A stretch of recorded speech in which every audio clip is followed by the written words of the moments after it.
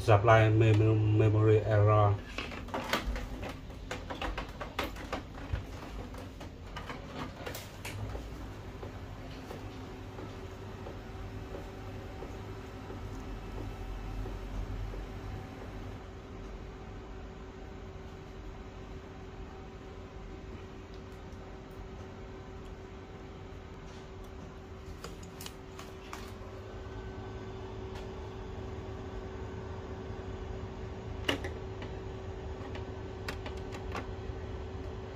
Supply memory error. Cái HP Laser Pro M402D nhé các bạn.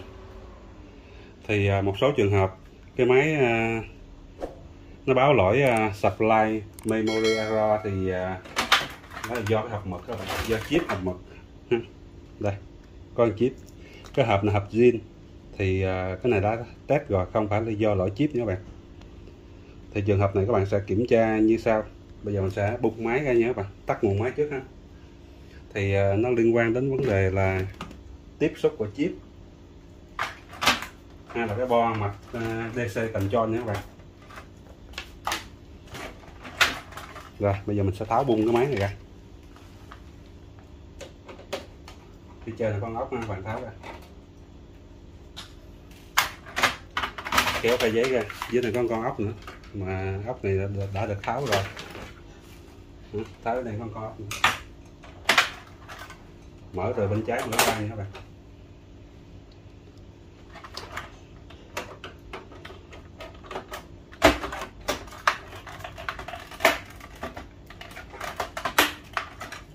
Không cần tháo lớp lưỡi trước ra đâu ha.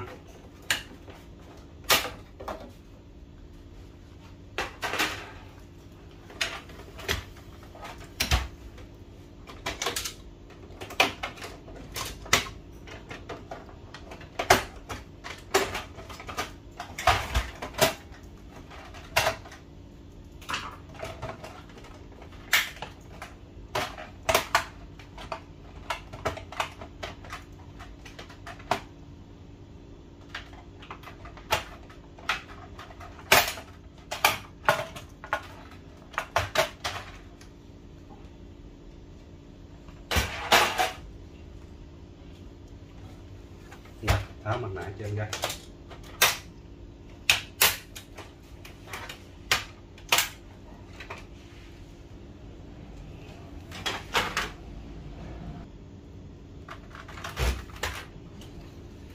Rồi, ngay chỗ cái bo card port master các bạn sẽ tháo cái card port master ra. Cái bo DC control nằm phía trong ha. Nhưng mà thường đầu tiên các bạn sẽ kiểm tra cái tiếp xúc ngay chỗ của chip mật các bạn, nằm chỗ này ha.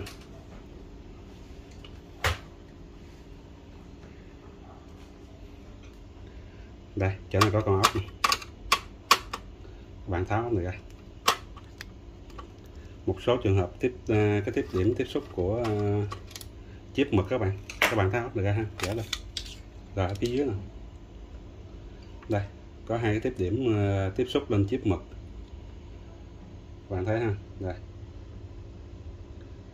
hai cái cần này nó phải sống nha các bạn. Một số trường hợp nó bị thụt bên trong, hoặc là có thể là vì lý do nào đó cái dây này bị đứt, dây tiếp xúc chip á, các bạn gài vô thì phía dưới này có hai cái lỗ này. Các bạn gài vô đẩy xuống, các bạn lắp lại thì cho là bình thường ha. Tại vì cái này mở cái tiếp xúc ra là thấy nó bình thường rồi. Ở phía dưới này nó gài lại nè, ở trên này các bạn sẽ siết ốc lại ha, nó vô khớp thì siết ốc lại thôi các bạn. Vì lý do gì đó mà có thể là cái dây nó bị đứt nên là không có tín hiệu của chip, nên là nó báo là supply memory error. Còn cái này nếu mà nó bình thường thì các bạn kiểm tra thấy nó bình thường rồi thì chúng ta sẽ kiểm tra tới cái bo. Rồi này mình siết ốc lại.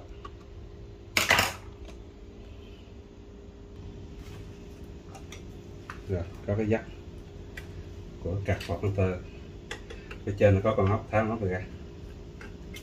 Phía dưới này bật cái nắp nhựa này ra, chỗ này có con ốc, tháo ốc ra.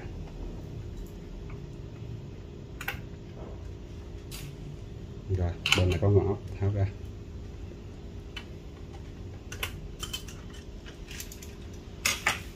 Rút cái dắt này ra. Rồi bạn lấy được card porter ra ha. Card porter nha bạn. Máy này chỉ có cổng USB thôi ha. Rồi đây, board DC control.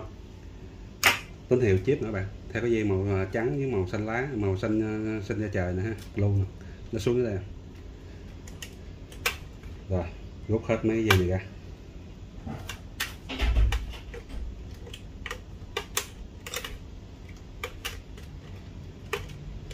Mấy dắt gì nữa bạn rút ra hết ha.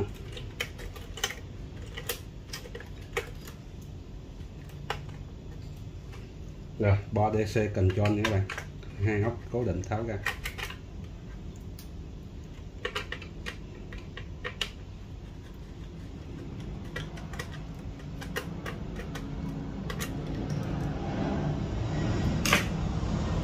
Rồi hai cái dây của chip mực nữa bạn, báo chip mực nữa ha, hai dây cắm nữa nè. Rồi lấy bo này ra.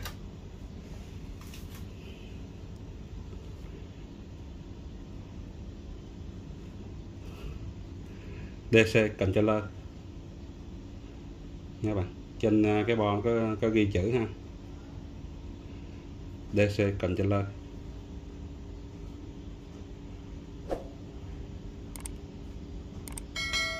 Rồi bây giờ mình sẽ thay bằng một cái bo DC control khác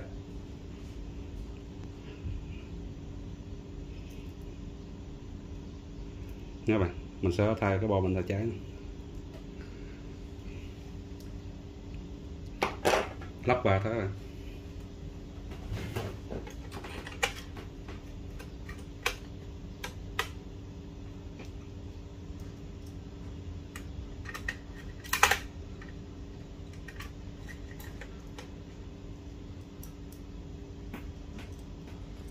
Thường mà bị cái ban các bạn test nhanh là lấy hộp mực,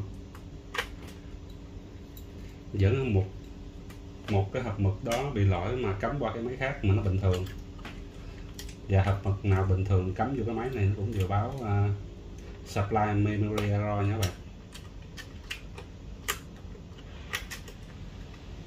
Nói chung là trường hợp hư bo thì nó cũng hy hữu lắm, nhưng mà không phải là không có.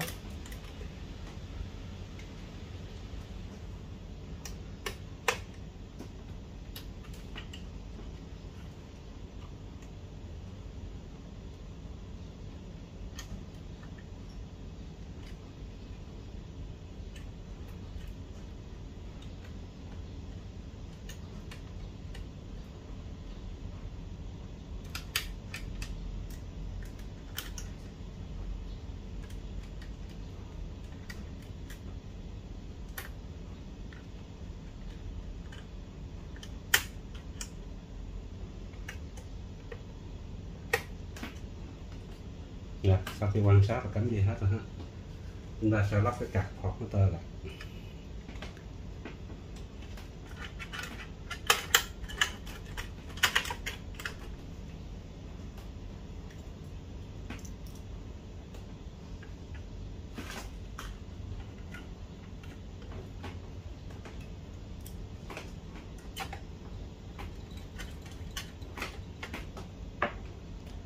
Cắm dây vô lại nha bạn.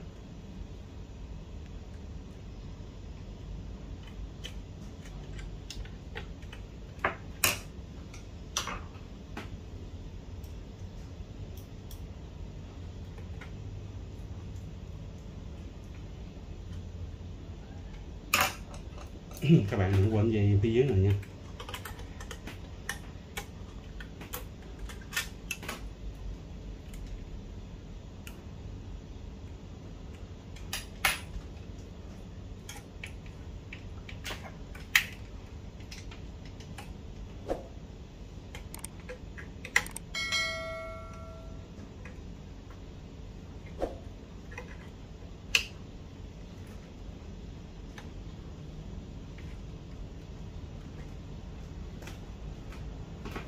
Rồi sau khi cắm hết rồi ha, chúng ta sẽ test lại nha các bạn.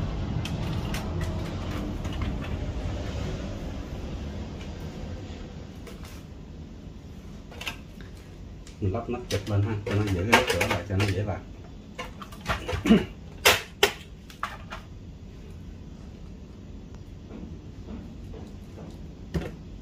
Rồi hộp mật zin đây, lắp lại.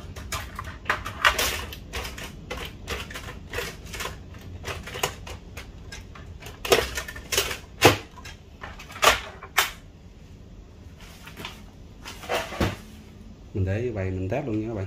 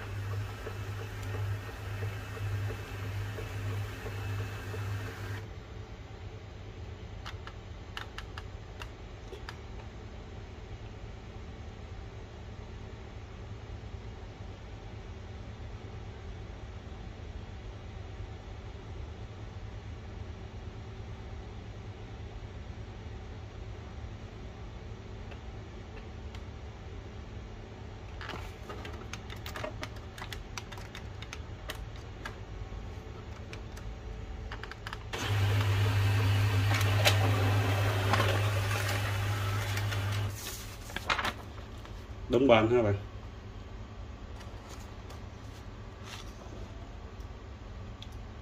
DC cạnh trên lơi nha bạn, cái bo nhỏ nhỏ ha. Đây, cái bo này hư đây.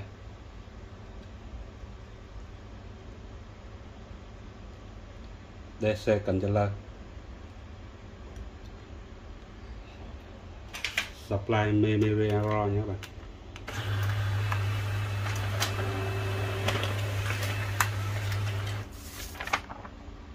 Small demo.